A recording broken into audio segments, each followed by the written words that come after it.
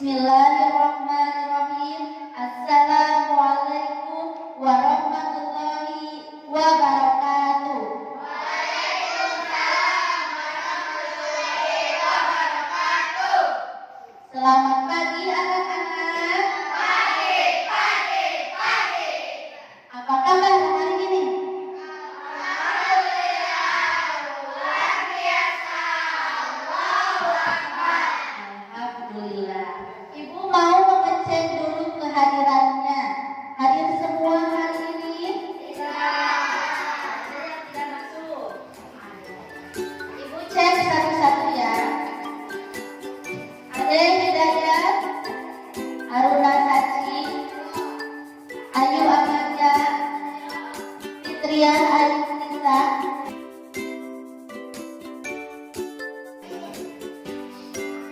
Baik, alhamdulillah hadir semua pada pagi ini. Sebelum memasuki pembelajaran, Ibu mau kalian bernyanyi profil pelajar Pancasila terlebih dahulu. Silakan. 1, 2, 3. Belajar Pancasila, beriman dan bertakwa pada Tuhan Yang Esa dan Baik, sebelum melakukan pembelajaran, alangkah baiknya kita berdoa terlebih dahulu. tangan ke atas, di bawah, tepuk jari 1, tepuk jari 2, tepuk jari 3, tepuk jari 4, tepuk jari